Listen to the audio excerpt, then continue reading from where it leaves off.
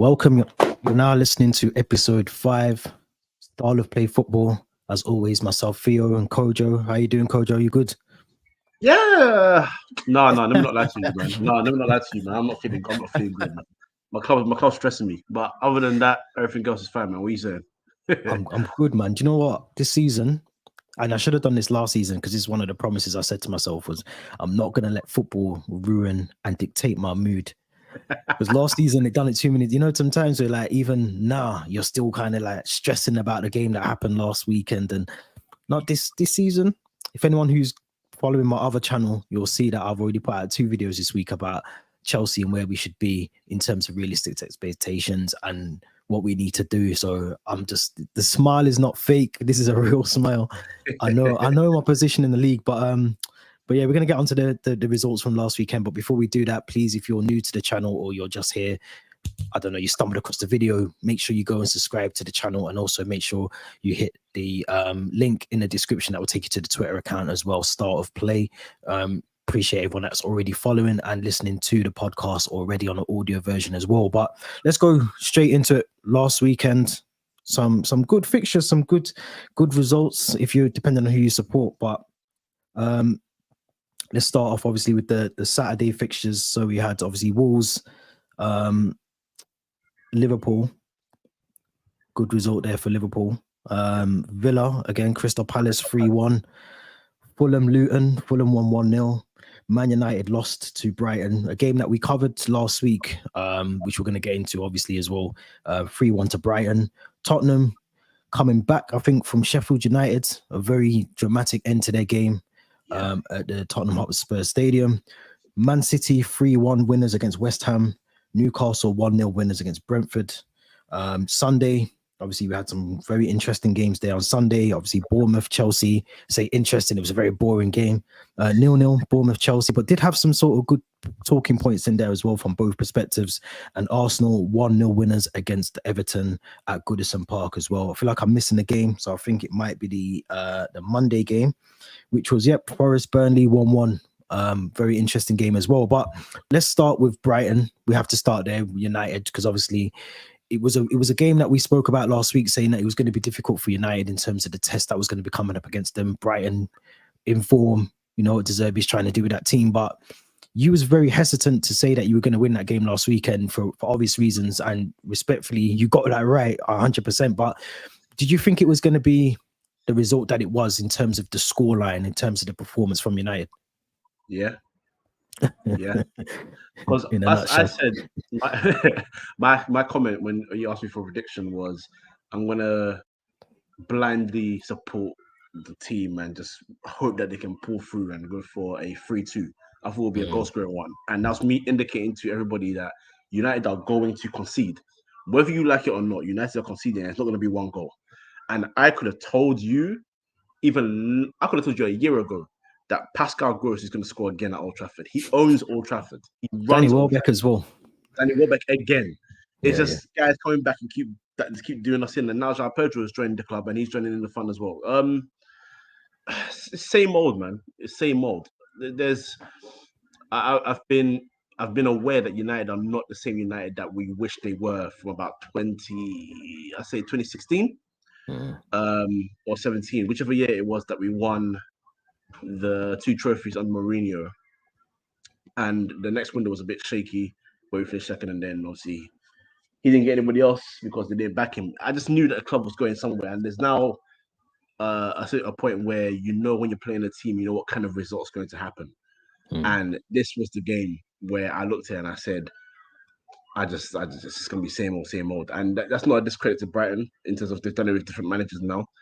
They are a team that builds good squads, finds gems, but also finds managers that fit the philosophy of the club and make sure that when they walk into the job, the players they have fit what they want to do. So there's no sort of struggle trying to build something. Whereas at United, we've had 8 different men at the touchline since Alex Ferguson left in 10 years, and the philosophies are nowhere near the same. So, you know, you can just see it speaks volumes. And I shouldn't be speaking about United, Brighton like that in terms of the history and, you know, how big United are and what Brighton are trying to do. But it's 2023 now, and I think it's time for Man United fans to realize that maybe that is just our level. So poor performance, a lot to work on. But Brighton were good. They deserved it. They were good. They weren't the best because United were bad. United were bad, but Brighton were damn good. So yeah, man. It's difficult because I feel there was obviously the goal, Rasmus Højlund's goal. I didn't understand the offside. I'll be honest. I didn't get it. I mean, obviously the rules are the rules and the law is the law in terms of the eyes of football, but it just felt like another inconsistent approach from VAR. Didn't really make sense to me.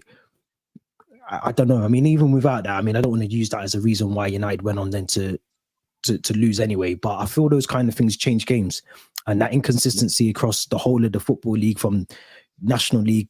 Well, obviously they don't have VAR there, but in terms of the refereeing, but the inconsistencies across the league, and it just seems like it's becoming more of a common thing that we're seeing bizarre decisions being made.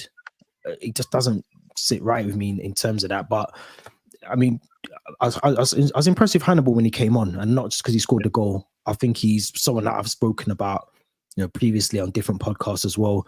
And I was happy that he got a goal, but it's obviously the consolation. But I still think he's someone that could potentially have a role to play, not week in, week out, but definitely a role to play in that team. And I think Ten Hag has to try and trust him and bring him into the squad and just utilize him as best as he can. But it's worrying for Ten Hag. I'll be honest. Did you feel that should results carry on this way? I think just trying to think who you've got next. Obviously, take away the Champions League, which we'll talk about shortly. I think it's Burnley, then Palace, Palace in the Cup, then Palace in the league. Brentford, Sheffield United. I mean, they're games that are winnable, and I think that there's no easy game in the Premier League, but they are winnable games for United. Do you feel that Ten Hag has to get a maximum of at least 9, maybe 6 points out of those 4 fixtures?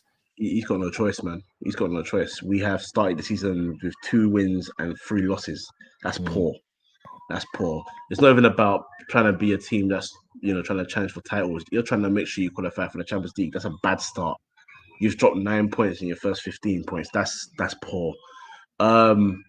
Truth be told, it's funny. Timing's a wonderful thing because literally today an article came out with the Athletic of an interview with Ole Gunnar Solskjaer, and he pretty much has mentioned the fact that when he came in, during when he was there and when he was leaving, there were players that wanted to leave. There were players that didn't have to drive. The United are no longer a collective. There are players that refuse to train because they're trying to make a move out of the club. And it's funny because certain names are always being scapegoated, but it seems like they're not even the biggest issue because the biggest issues are still in the club. And when you get rid of another big name, there's more issues in the club. So Ten Hag's job, I do criticize. I try to be fair with managers and players, and I always say, if you're trying to play a style of football and your players are not capable of doing so, you're trying to find a way to make them win and just get results until you can build your own team.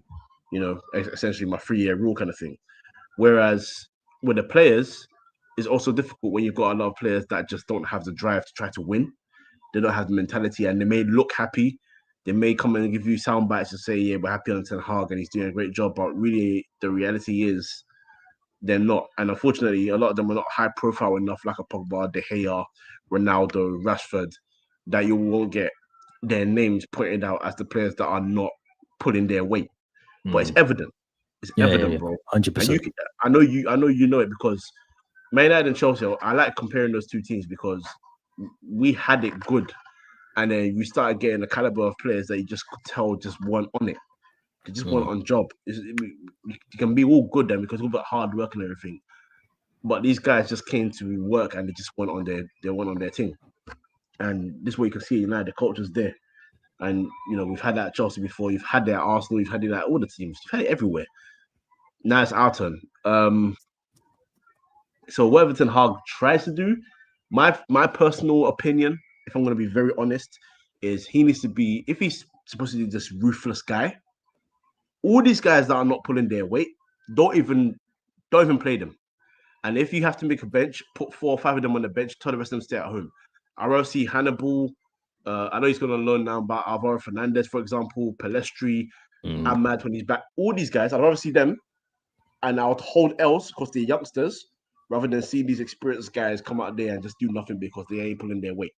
So if he's really that guy, if he's really about it, do your thing. If you're gonna do that, you're gonna be next in line.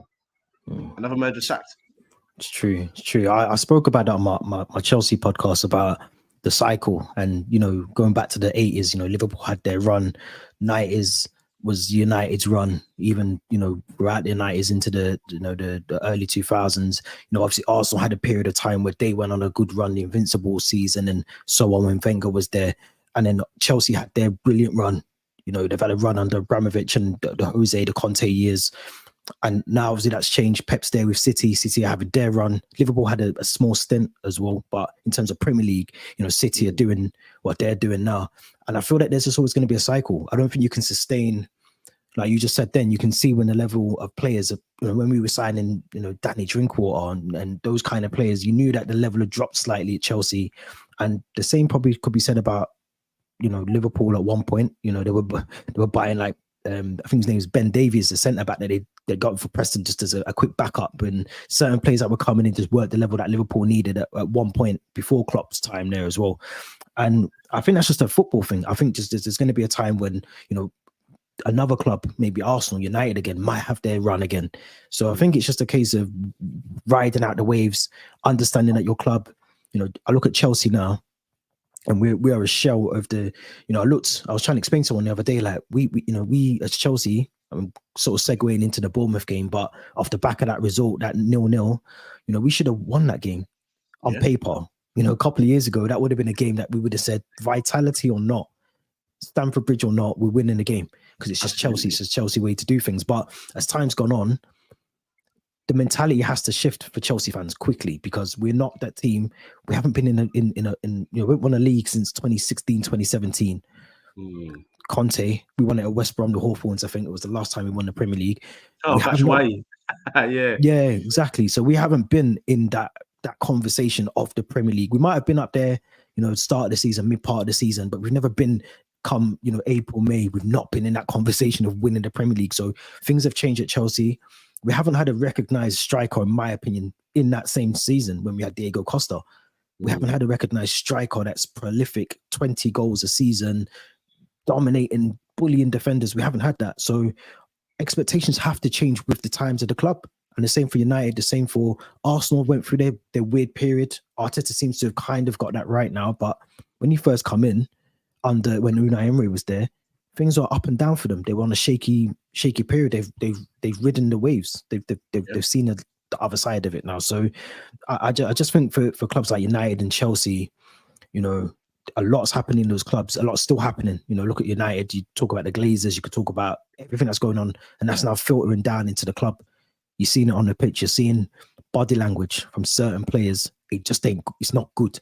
And when you've got youngsters like you said, Palestri, Garnacho, Hannibal, these players that are in and amongst these rotten eggs at the club, that mentality will rub off on them eventually, because they'll see that the experienced players are the ones that are causing the problems. We saw it at Chelsea as well. There's so many players that I could name. Christensen being a big one. He was one of those that was just a troublemaker in terms of Hakim Ziyech, another one that were just disrupting the dressing room. So it's tough. I think both clubs, Chelsea and United, are in a very similar boat, and I think the expectations of being top clubs it begs the question if they're a top club right now. I'm not talking about popularity in terms of the amount of millions of people that know about them or their fan base. I'm just talking about performance-wise. Are they classed as a top club? Probably not, because United don't perform like one. Chelsea don't perform like one. You could probably play Burnley and get battered by them, and that's not a disrespect to United or anything, but it's just an option that's there. Whereas a couple of years ago, Old Trafford, you knew it was 3 points against Burnley. Yeah, do you get what I'm saying? So I think it's just a change in time, and I agree with you 100%. But I want to talk about Tottenham, unfortunately, from a neutral perspective. Obviously, I've got to keep it neutral, take away my Chelsea hat, but they're doing very well. And I'll be honest, I got to hold up my hands, because I felt that when Harry Kane left, they might struggle at the start. I'm not saying that we're going to struggle the whole season. And I think we kind of spoke about this a couple of weeks ago when we spoke about James Maddison and Harry Kane, how well they would have worked together. But they're going about their business. They're second in the league. They're unbeaten. They scored 13 goals, conceded 5 so far. Can they sustain that for however long they need to? I mean, they're second in the league. They're doing well. I think they can. The reason I say I think they can is because what I like about this manager, what about Ange Postecoglou is, like we we're just literally talking about, players that can't do the job or are not doing the job. You're not seeing them. You know, Dyer, Davinson Sanchez sold. You know, these Doherty got rid of SAP. Like Harry there's Winks. Harry Winks gone. Højbjerg's a bench player, and that's not me saying Højbjerg, for example, was a problem. Because I think Højbjerg's quite a hard-working footballer. I think he's someone that, looking at the way he contributes on the football pitch, even if he's not the best player, he looks like someone that's committed to the cause. But if you're not of the caliber to play the football, and you're not the player that's going to get me the desired result, you have to go. He took a big risk on the weekend. You scored Harry Kane, so so Son is your main goal getter. Richarlison has obviously just come out from international duty. He had a breakdown on the bench. He spoke about his mental health, and we thought he was going to go away. I actually thought he was going to go away for a bit. I thought we wouldn't see him for a couple of weeks, but he's on the bench. You're 1-0 down. You need goals, and he took off Son. Brought Richarlison on. I forgot who the other two players on. Kept on Kulusevski. That's a big, big, big shout, and it paid off. No matter the circumstances, no matter obviously we now a different phase of football with the amount of minutes added, they took advantage of what they could get and they got goals and they won the game. That's what a good manager does. That's what a manager that's not afraid to make the big decisions does. And that's why I want to see. And that's why I was telling some Spurs fans when they asked me about him. Celtic and Rangers will always dominate SPL. But Celtic, despite having, quite frankly, one of the biggest head starts ever when Rangers were put into administration and had to go back down from the bottom, coming back up, you had the chance to make sure that Rangers could never be on your level again. And they eventually got there and eventually won the title again. And what you did was bring this guy in, and he essentially asserted himself, said, I'm getting my brand of football win, and I don't care who you are. They sold good players. They sold good players, and he didn't sweat about it. He didn't worry. When they lost, I forgot the Japanese player's name. They lost him, brought in Jota. Thing keeps on ticking.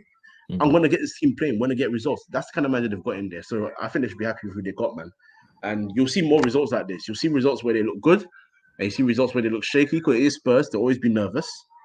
But their fans, even though it's early, and I'm not saying, they're going to do anything crazy, their fans should enjoy it. Because the one thing that they've been screaming for more than ever is a manager that's not afraid to make the big decisions, and a manager that's not afraid to play ball, or the ball that they want to play anyway. And they're getting both. So as far as I'm concerned, don't complain, enjoy it, because he's going to do a good job for them. If they actually let him build a team, Spurs could be where Pochettino took them in a couple of years, but also try and push further. That's what he could be doing with them. If he's backed properly, of course, Daniel Levy included. But they've got the money. They've got the money. They spent a bit of it already. But obviously, I think I just read today that Ivan Perisic is out for the season now, ACL injury. So slight concern for them. But I still think they've got enough about them. And I think this season, I agree with you 100%. I think sometimes the big profile managers, the Poch, the Klopps, the Peps, Eric Ten Hag's, I think sometimes you need a manager that just has a little less pressure on him and you just go about your business. And I feel like Spurs might do that this season. I'm not saying they're going to win the league, but they're going to go about their business quietly, just get these results in, and they can progress, and I think they will. And I think this season isn't about them trying to win the league or even, maybe a nice cup run, maybe get a FA Cup, Carabao Cup, and get that top 4 in, and then progress from there. And I think that's, for me, if I was a Spurs fan, that's what I would want this season, off the back of the last couple of seasons and some of the poor football that they got to see under Conte and some of the other managers there. But I agree, they look like a team that's ready to progress and push on, and I think their ceiling's higher than what Poch could take them to. I think this new Ange, he can do what he needs to do with them. But talking about European Champions League, it's back. It's big smile on your face. I ain't even got nothing to smile about. I'm not gonna lie. I'm smiling because of the competition, not because I'm in it. No way. Massive. We're just here to make the numbers up. But But obviously it's back. It was first opening fixtures last night. There's some good results just in terms of Newcastle, AC Milan. I thought was a really good game in terms of I mean they done what they needed to do. You know, I know it was difficult going over there. I think a lot of people expected them to lose, but they went over. They done what they needed to do. I think it finished 0-0. Man City came back 3-1 down, which I thought was obviously the City thing to do, isn't it? They allow teams to sometimes get that one chance. I think one chance, one shot on target, and it was a goal. But they came back and dominated the game. But one game I wanted to talk about as well, or two of them. But the main one I wanted to talk about was Lazio, Atletico Madrid, which obviously, if anyone hasn't seen that, last minute winner from the goalkeeper, got a point for them. And what's your expectations this season? I mean, let's talk about the Lazio Atletico game. I mean, those kind of games are interesting. I don't know if you got to see it as well, but Atletico this season, they're a team that would worry me, I think, going into, if I was an Atletico fan going into a Champions League. Yeah, it's a weird one for them because they started the season decently well. It's not shouldn't have been a bad start. It's been a decent start. You know, they've had a massive 7-0 win recently, but then you've had one or two awkward performances. But this is the issue with a Diego Simeone team right now is I feel like Atletico and him have a clash on ideas. They will never sack him because he's done amazing things for the club. Amazing things. So sacking him wouldn't make sense. And he's consistently getting into Champions League football. So there's no problem there. The problem stems from the fact that they've slowly sort of like gone against his ideals of the kind of players that he needs for his football. That's where the problem is. Because I think me, you, and everybody else on the God's green earth could have told them that João Felix going to Atletico was not a good idea, for example. And we've seen how that move's worked out. And not to say, you know, this is why it shouldn't have happened, because it could have worked out. But you can see playing in a different style, a system at Barcelona, how he's thriving already. He's getting goals, he's creating chances, he's doing wonderful things. If Atletico are going to be successful this year, they need to let him have his players, build his team again. The kind of players that he wants, you got to bring them in. But they're going through a transition. They've sold Carrasco. Yeah. Obviously, the João Felix move hasn't worked out, so he's not really playing for the club. It was Chelsea, came back, now it's Barcelona. You don't know if he's going to stay at Barcelona or go to another club. The defense is not as great as it was. Godin obviously retired and he left years ago. You know, Jimenez is getting older. So there's a bit of patience there that they need to, you know, but I think they'll be okay. They'll get out of the group stages, in my opinion, and whether they're doing the knockouts, no idea. But everyone needs to remember, as much as they get clowned by people in this country, this is a team that knocked out Liverpool not too long ago. Yeah, exactly. So, you know, and this is a Liverpool that was dominating Premier League football just behind City. So, you know, and as for Lazio, I can't lie, just for my nostalgia, it's nice to see Lazio back in the Champions League, man. I was gonna say, to go back to the days. It's just lovely to watch, man. So that's just me, man. They deserved it as well. I mean, I didn't see all the game, but you know that just shows you the resilience. Sometimes you got to play to the final whistle, and for the goalkeeper to get that goal, it was a good goal as well. Very good goal. Little whipped the ball in, and like you said, the good movement from there as well. But obviously Arsenal back in top flight European competition against PSV. I think tonight as well. I think with Arsenal, I worry about their season when they get into the Champions League, because I think at some point they're going to want to try and progress and go as far as they can in the Champions League. But then I think they've got to make a decision at one point, because I don't think they've got, for me anyway, I don't think they've got a big enough squad to be able to compete for both the Premier League and the Champions League. I don't think they could do both. I think, you know, they're going to be heavily reliant on certain players. Obviously, I think Martinelli's missing the game tonight as well, but they're going to be heavily reliant on those attacking players, and Nketiah, Saka, Jesus, Havertz, to go on and try and push them through that group stage, and then obviously into the latter stage of the Champions League as well. But another thing as well, some of these players, I don't think not that they're not good enough to play in the Champions League. I look at them and I think, are they though? Are they good enough to go and play against the PSG, or Dortmund, the Real Madrid, or Barca? Do you know what I mean? Like Ben White, we're talking about some of these, and I'm not saying he's rubbish at all. I'm not saying that, but I'm just saying it's a big step up from when you're playing against certain clubs in the Premier League.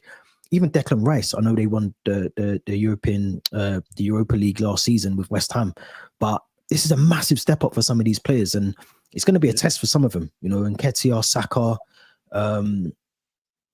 even Havertz. I know he obviously scored the goal for Chelsea, the winner, but I just think they're going to be called upon a lot more, and the pressure could get to them, I think. So it'll be interesting to see how they do. But what do you think about Arsenal and how they might go through and progress in the Champions League? No, I agree. I think personally, they're going to walk through their Champions League group. I don't think PSV, Lens, and Sevilla will give them any sort of Sevilla headache. though. Sevilla are dodgy, but even PSV, you got to remember PSV's. I mean, they're good teams. PSV are champions as well. So that's what I'm saying. It's not me trying to disrespect. It's just a case of I'm looking at their teams, and quite frankly, I think if PSV did not sack Ruud van Nistelrooy, I would be looking at them differently because they had the formula. It looked like the formula was working. So that one didn't make sense to me. But I still think Arsenal will get through the group. No problem. But you're right about the players, and this is why I call the Champions League the hardest competition in the world. Some people ask the question, is it harder to win the Champions League or the Premier League? I always say Champions League. And the reason I say Champions League is because Premier League, yes, it's 38 games and you have to try and maintain the consistency. But Champions League, once you get through to the knockouts, it's 2 games. And if you're complacent in the slightest, you're out in, 180 minutes. With added time, possibly an extra time, of course. But 180 minutes could determine your future in a major competition. And I always tell people, you always think about who's going to win it. And in recent years, it became predictable. Madrid always in the final. Before that, Barcelona. And then in recent years, Liverpool and City, obviously COVID inbound as well. The Premier League thrived, other leagues suffered. So money-wise, we were able to get ahead of the rest and do our thing.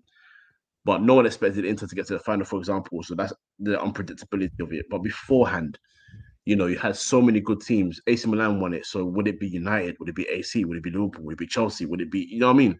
So many different teams. And then Bayern won it. Bayern won it 1 year. No, they lost to Dortmund 1 year. Then they got to the final again. But they're facing Chelsea. My goodness. Okay, they beat Dortmund, lost to Chelsea in that final. You just don't know. And I always tell people to go back to the fact that we had a Monaco Porto final in a time where we did not have any knowledge of Ludovic Giuli, Deco, Paulo Ferreira, Jose Mourinho. Like, we didn't know about these guys. We knew the teams, but we didn't know their players because we're not looking at them too tough. Except for the fact that Monaco had Morientes, but that's off the name of Real Madrid. So the Champions League for me will always be the hardest one to win. Always. And what they need to understand, Arsenal and anyone else really that wants to win it, is you've got teams that understand how to win the Champions League. That's why when you think Real Madrid are getting weaker, they'll go and win it with Vinicius out of nowhere. Yeah, and when you think exactly, when you think Inter are not that great a side, and Lukaku scored their goals and all, well, Lukaku wasn't the one they were looking to in the final. Really, it wasn't Martinez and Dzeko. Lukaku should have scored, but you just never know. And even in that, City were the overriding favourites. It wasn't that easy for them. It really wasn't that easy, and it took a Rodri goal, not Haaland, not Kevin De Bruyne, not none of their forward men. It was Rodri, of all players, to come and get the goal. Who is, obviously now a standout defensive midfielder in the world's game. But we'll see how they develop, man. I saw a tweet today from Igal, who I follow on Twitter, saying the Champions League is made for a player of like Saliba's caliber. Rolls Royce of a defender. We will find out how Rolls Royce really are. This is what I'm trying to say though. Like, I think we're talking about the elite clubs. Like, you've got to have a mad mentality, like a proper top tier mentality to go and win the Champions League. And I think you need a togetherness, and I think Arsenal do have that. I think they've got a good togetherness in terms of their squad, and you can see that they play for each other. They run through brick walls for Arteta, but they're going to come up against some tough tests over the next couple of months in the Champions League, especially if they progress out of that group, which I think they will. But it's going to be difficult, and it's going to be interesting. And what we'll do in a couple of weeks is maybe when there's a Christmas time or something around them times, December, January, we'll look at where the groups are, who's going to be progressing out their groups, and then see who we think might go on to win it. But Maybe Arsenal will be in that conversation. We don't know. But I want to quickly, before we wrap up, I want to talk about Ivan Toney. I don't know if you got to see Thomas Frank on Monday Night Football with Jamie Carragher, Sky Sports, and all that stuff.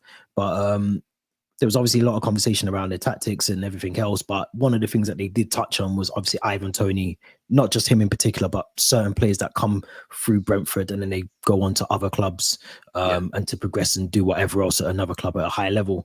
And obviously the conversation of Ivan Toney came up.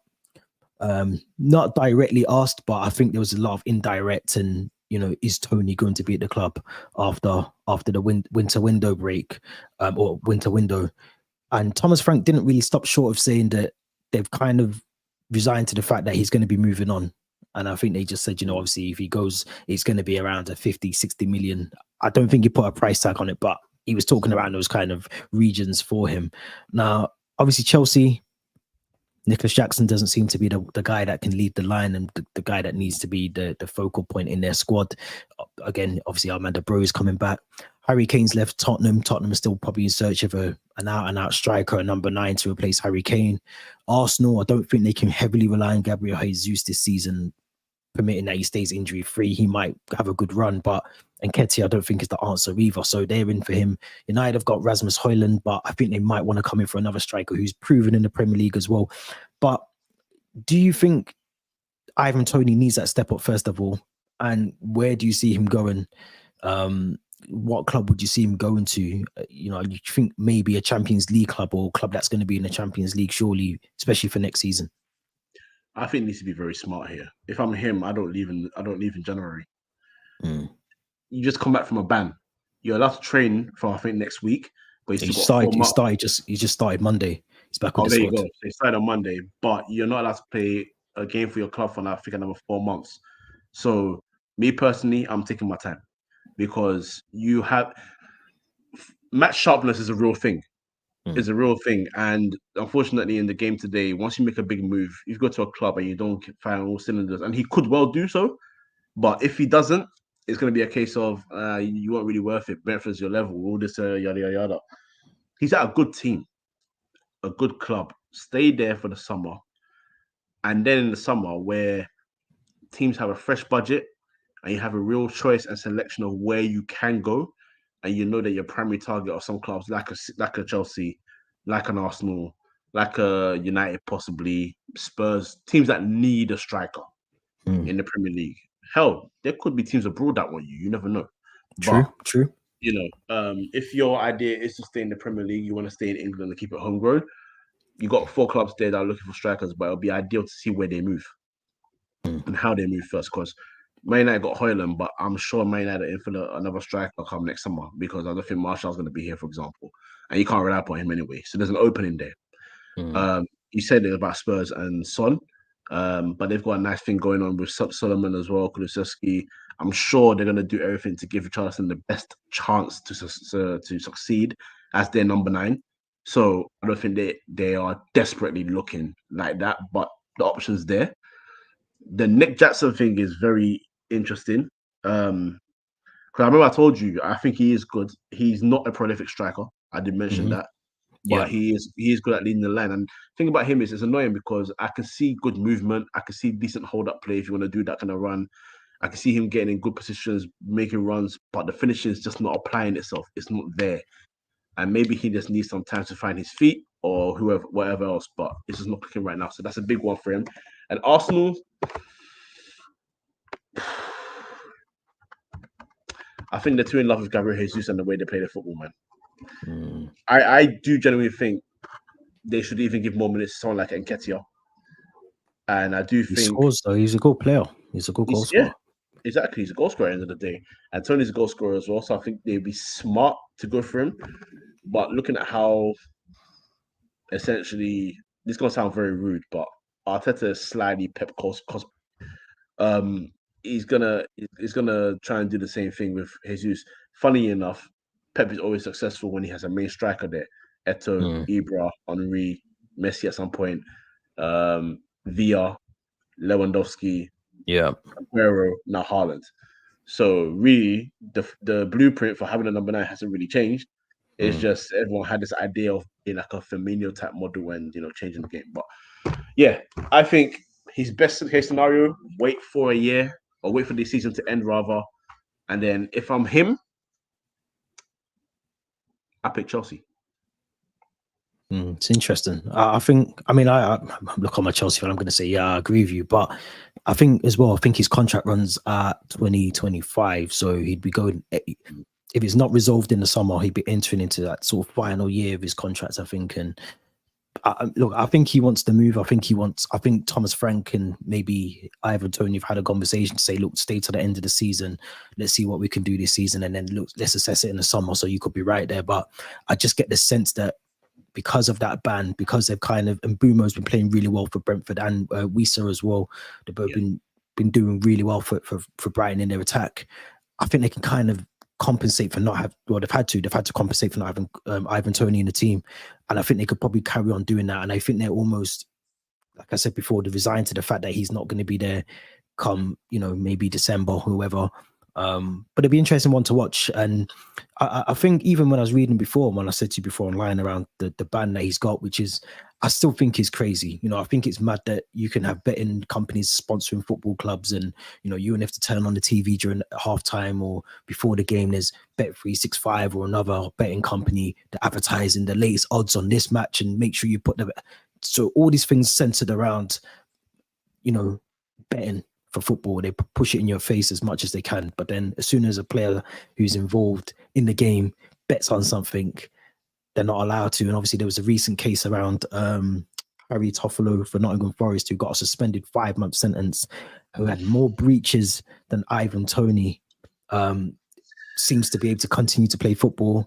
There was also a case around, which I was reading on The Athletic, around a top Premier League manager who has got like a NDA, so he can't be named in public, but he was basically betting left, right, and centre for years on football. He's been given almost a green pass to walk past and do what he wants to do. But Ivan Toney seems to be the scapegoat of betting rules or breaking the rules. But surely something has to change, because for obvious reasons we know why things are the way they are. But surely something has to change, because it's, again, very much like the referees. There's no consistency with the banning, in my opinion. What's your thoughts? Football as a whole has just lost its way. But then I looked at Football Funny the day that I think it was John Terry was fined less for the racial abuse of Anton Ferdinand than what's his name, Nicholas Bentner, because when he celebrated, he accidentally, by the way, accidentally had Paddy Power in his boxers, and apparently that was very, very much a violation, and they fined him a lot more. From that day, I knew, yeah, man, they don't do things seriously in football. And again, making the point, it's not Toffolo's fault. I'm not going to blame him. But, hey, man, I think if he was a black player, he would have the same sort of repercussion. That's what I'm saying on that personally. It's not about high profile. He's playing in the Premier League. He plays for Nottingham Forest. 100%. So you should be getting the same treatment, if not worse. I think the breaches were, I think it's like another 100. I'm sure it was like 100 or maybe more, something like that. Yeah. But I think it goes back to what I was saying as well. I think some of it has to come down to maybe educating some of these players, maybe the welfare of the player. I don't know. Maybe I'm using that as an excuse, because some of them are, I think Toffolo's what, 28? So he should know better. I mean, he's not 18, he's not 17. He's a 28-year-old adult man who should know the rules are the rules or whatever. But I just think you got to think some of these players are on 70, 80, 90 grand, 125 grand a week. So, and if you haven't watched the Stephen Bartlett, I can't remember if we spoke about it on here, but the Stephen Bartlett podcast with Diary of a CEO podcast with Ivan Toney, he basically was saying on there that he was literally just paying off his bills that he had to pay. Then he had play around money, which was in the thousands, tens of thousands. He'd blow that on bets, and then he'd just wait for the next week to get paid. So there's no welfare, I don't think, for players in terms of that. And you see players spiral, people spiral. Some people are still working on whatever football channel, the Paul Mersons are still working because of that reason, because they just blew all their savings. But I think there needs to be a welfare part on the club's responsibility. But then at the same time, I think the punishments are mad, because the fact he couldn't train with the squad was mad to me. Like, just that whole punishment in itself. You're not allowed to turn up to the training ground and train with your teammates for however long. And then after you can return, you still can't kick a football competitively. But we've got a guy who's got more breaches, and I think his fine was either similar or less. Yeah. Being able to still play, because I think he was on the bench the other day. He was. The Forest on the Forest bench. So he's still allowed to play. How does that work? So there needs to be something in there that we either make it a blanket. This is what you get for banning, regardless of the breaches. This is you get a 6-month ban. Everyone gets the same amount of fine, or you just let people bet. It's as simple as that. I'm sorry. That's it. Now that ain't gonna happen because people start flying games and they'll start getting fouls on purpose and whatever else. So then you have a blanket fine, you have a blanket suspension period, and that's it. That to me, that's just the easiest option. I agree. Yeah, honestly, I agree. I just find it weird that they're about their rules around their suspensions and fines. But this is football, and it's not just England; it's everywhere. You know what I mean? Football's quite frankly a stupid sport. So yeah, man. And that's how we're going to end episode 5. Football is just it is a stupid sport. The VAR stupid, the betting rules are stupid. Yeah, I mean, it is stupid, but it keeps us entertained. We love it. We wouldn't give it up for anything. We're here, win, lose, or draw. But let us know your thoughts in the comments around the Premier League fixtures coming up. Who do you think will win? Who do you think will lose? The Champions League is back. Can Newcastle go all the way and get out the group of death? Let us know your thoughts in the comments as well. And also the Ivan Toney ban, whatever you want to call it, the fiasco. Should he be able to return to football now that he's back in training? So let us know what you think in the comments. Don't forget to subscribe to the channel and also make sure you follow the social account. And also the audio listeners, make sure you go over to YouTube and do the same as well. If you're listening on Spotify, make sure you do that as well for us as well. So Kojo will be back next week. Looking forward to it. Hopefully with a win. Who have you got? I think you just said that you got. Is it Burnley? Burnley, yeah. Oh, please. You got Burnley. I think we got Aston Villa off the top of my head. So I'm not holding my breath for that one. So Chelsea listeners, if there's any out there, let me know what you think about the Villa game. We are at Stamford Bridge. It is Sunday 2:00. So let me know what you think about that. But yeah, we'll be back next week. We'll be talking about, I'm sure, Chelsea and United and all the rest of the Premier League fixtures. So thank you very much for listening. We'll be back soon.